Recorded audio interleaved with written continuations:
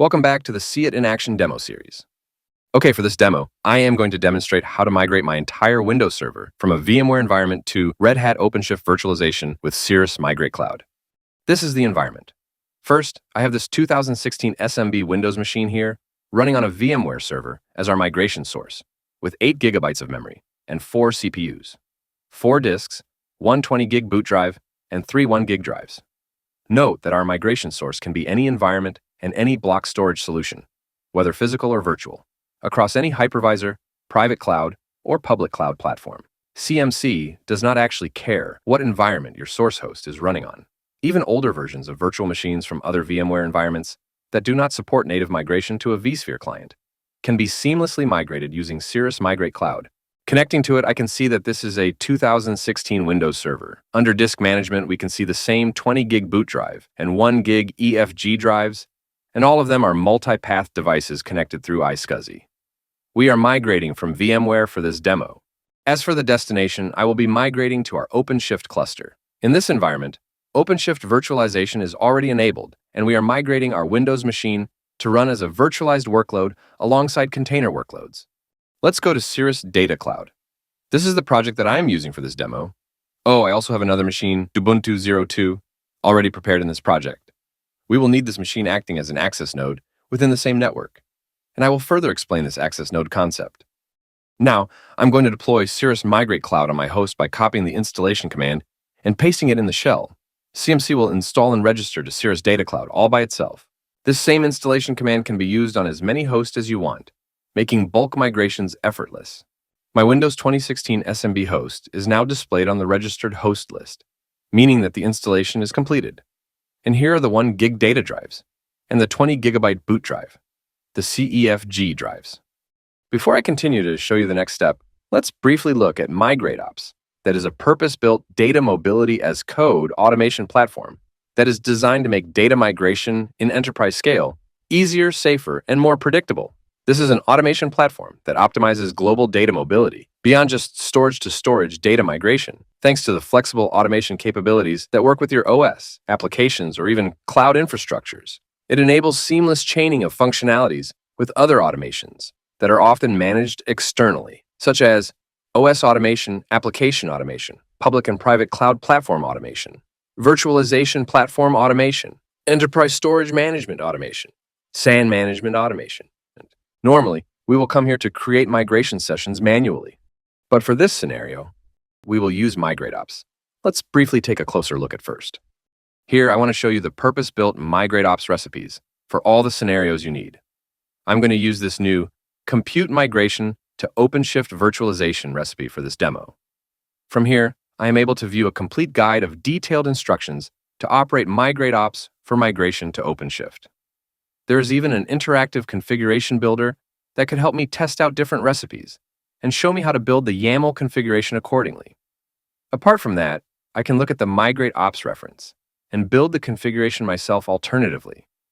From here, you can see all the options, including the CPU and memory configurations and all these settings. But most of these are optional, since they are automatically determined based on the source host's configuration. You only need to specify values when you want to modify them in the destination VM. For this demo, we'll specify the memory since we want to reduce it in the new VM, while letting CMC auto-detect the CPU and other settings. Then we have cutover options and network configurations, including the ability to transfer the MAC address. But one particular option I would like to point out is that we will need to have a CMC helper. It is a temporary VM that is created on the OpenShift environment to assist in the migration process. It is managed by Cirrus Data Cloud and will be cleaned up automatically after the migration is completed. And the data will never leave our data center, since it comes straight from the source. For the helper VM image, we'll use our pre-configured OpenShift template. Let me show you. We come to OpenShift, create volume claim CMC helper VM, click upload and pick the storage class, then put in 10 gig. And we can see the template is already available. As for this demo, we have already set this up. If you have a different configuration, you may specify it separately. And now let me set up the integration for the next step of this demo. Under Integrations, you can find the Kubernetes integration for OpenShift. I will proceed to add this integration with the name, the cluster URL, authentication token, and verify the connection with any of my hosts in the same network. You only need to do this once, no matter how many VM you need to migrate. Now that I have CMC installed and the integration ready, let's move on to create a new migration operation. In this scenario, I am migrating this Windows 2016 SMB, and I am using this ST Ubuntu 02 as my access node, as I mentioned before, because we need another node within the same network to access your OpenShift environment, which is private. It can be any Windows or Linux host or any of your source host. Next, I have the option to upload my configuration file or enter the configuration manually.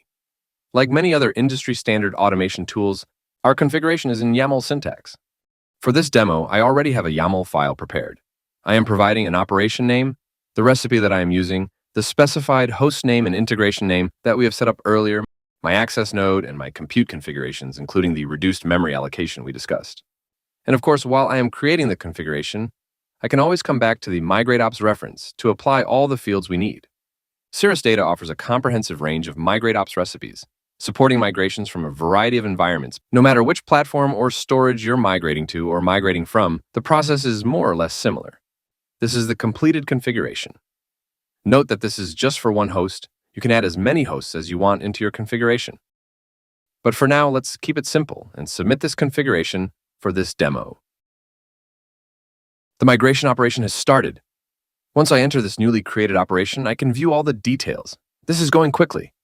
The operation has already identified the access node. It detected the specifications from our source VM, and since we specified a reduced memory allocation, it will apply that change while maintaining the other settings. Moving on, the host is identified, and the OpenShift environment is prepared. Our virtual machine has been created, and we can already find that on OpenShift. And so far, all of these actions are automated. Moving forward, the OpenShift VM is deployed and registered with Cirrus Data Cloud. The H2H connection is created so that we have a secure data transfer. The destination virtual disk storage is prepared. From VMware, we had the 20 gig boot drive and the 3 1 gig data drives. And now from OpenShift, we have already created the hard drives, and we have the same drives created by Cirrus Data Cloud. A migration session is created, and data is synchronizing. Let's go and look at the migration session details.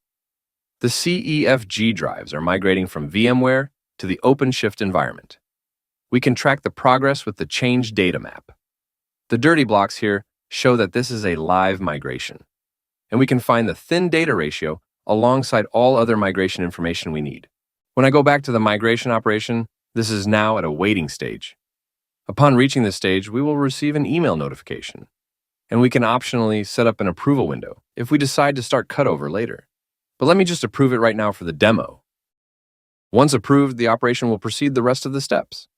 MigrateOps has then prepared compute cutover, where it configured the system to ensure that it had all essential drivers enabled and necessary configurations for our OpenShift VM based on best practices. The operation has proceeded further. Now, I have this migration report generated, where I can always come back to the reports and view all the detailed information about this migration. Coming back to the operation, it is now reconfiguring my virtual machine.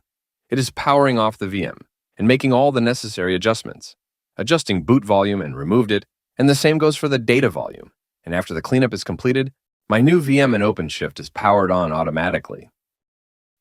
Once everything turns green, the cutover process is done and the migration operation is completed. Now let me head back to VMware, and the source VM is automatically powered off. From OpenShift, all the MigrateOps generated VMs and volumes for migration are gone and got cleaned up.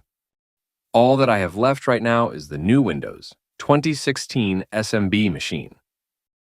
And it is now running with our specified reduced memory of 2 gig and 4 CPUs, 2 cores, and 2 sockets. It now has a different IP as well, since I asked for a different MAC address. But with our MigrateOps network configuration options, we could transfer our old MAC address, so it really depends on how your environment works by the end of the day. Let me launch the console. It has booted up properly. From the disk management, my 20 gig C drive and all 1 gig EFG data drives are all replicated, and they are QEMU SCSI devices. We installed the necessary drivers during the pre-configured setup, allowing the replication process to proceed automatically. From the system information, we can see that the same Windows 2016 server is running on OpenShift. Let's have a quick summary of what I did. First, I installed CMC on my host, and set up the Kubernetes integration for OpenShift. Remember, our migration source can be any environment and any block storage solution, whether physical or virtual, across any hypervisor, private cloud, or public cloud platform. Even older versions of virtual machines from other VMware environments that do not support native migration to a vSphere client can be seamlessly migrated using Cirrus Migrate Cloud. Once I did this, I proceeded to create a migration operation configuration in YAML syntax. Once the operation has started, all the necessary migration and cutover tasks were automatically completed upon confirmation. You might not have followed every detail that was demonstrated, and that's perfectly fine. I basically created a YAML file, submitted it, and Cirrus Data Cloud did all the work automatically.